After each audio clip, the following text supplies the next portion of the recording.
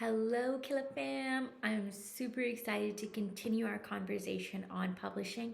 Yesterday's video was all about how to self publish step by step and exactly how I put out my book on Amazon. Brown Girls Are Beautiful, which is a children's book that I published in honor of my daughter Lily and Little Brown Girls Everywhere. So if you haven't already, make sure to check that video out. Check out the book on Amazon. But that's not the only book that I have co-authored. I've also co-authored a book called Journeys to Success, the Millennial Edition. And I actually published that, co-authored that in 2016.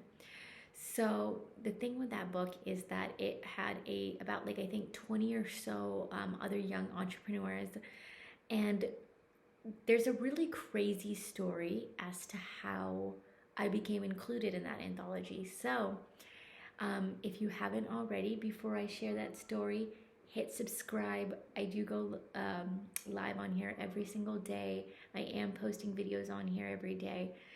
And I've got some pretty solid concepts coming up. The questions you guys have been asking most, I am responding via video. So make sure to do that. But in terms of back to how this book happened. So I remember I had just gotten onto Instagram and I was running a motivational account. I think a lot of you may not realize this, but I was that's how I got my start. So now I tell stories about me and my family and self-help, but I started off with a motivational account, and in fact, one of my motivational accounts, Losers to Legends, does have like over 1 million followers. So that's a fun fact, and we can talk about social media in a future video. But anyhow, this was when I was just getting started, and I had this Instagram account, and I remember I was following a bunch of young entrepreneurs. And there was one guy named Chris. I followed him, and I saw that he posted about how he was going to be published in an upcoming book. And so I messaged him out of the blue, and I was like, hey, this is congratulations. I would love to, talk to you about this because it's one of my greatest dreams to get published. And I just sent him that DM. Never had any other conversations with him before. Didn't know, anything really about him other than what he had posted on social media. And I just kind of took a chance. And I'm very glad I did, because what happened next I wouldn't have imagined. He was really sweet, and he responded back and he said, hey, I can do you one better. We can jump on a call and I can talk to you about the publishing process, and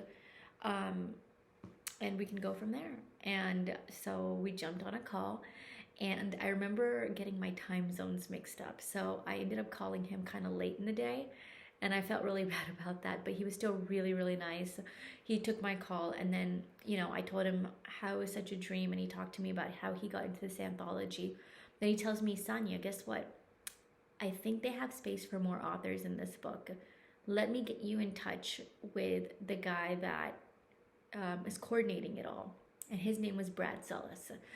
And so I remember Brad jumped on a call with me, and I talked to him a little bit about my story and my background as an entrepreneur, and he goes, great, I love it, you're in.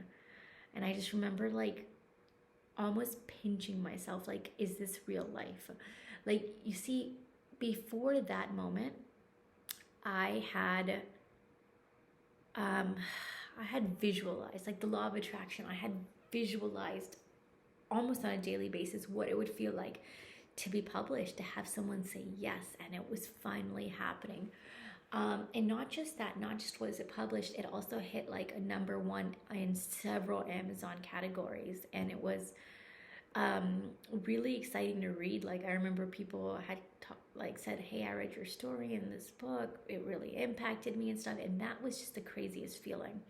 But what was so cool to me about this whole process, more than anything, was that as a writer, I always thought there was this extremely traditional route to being published, which was that you come up with your manuscript, you start pitching agents, and then the agents will take your book to publishers and try to get you accepted. And I managed to kind of bypass that entire process through the power of social media and through the power of a conversation with strangers.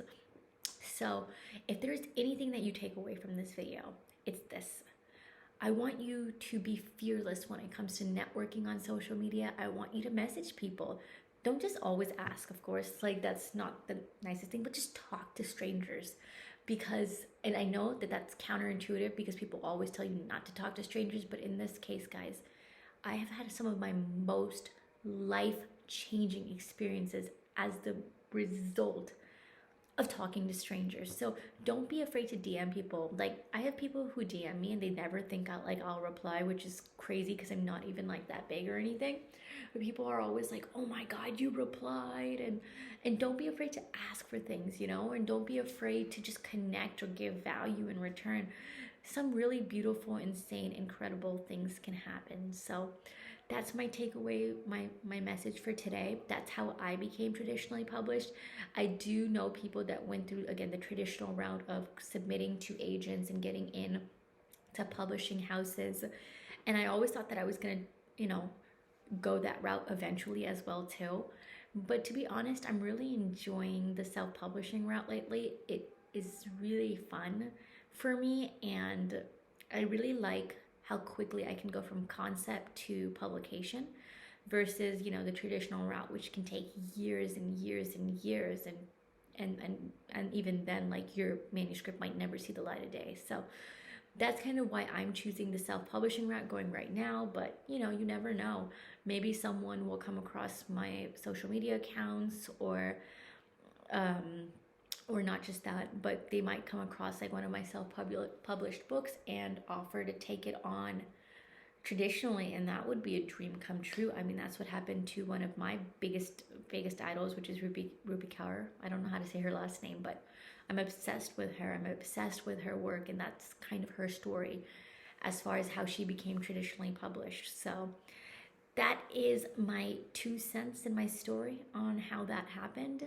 Again, it's called Journeys to Success, the Millennials Edition, and my other book is Brown Girls Are Beautiful, which is a children's book. And other than that, you can catch a lot of my stories and my storytelling on SoniaKilji.com or at SoniaKilji on all social media handles.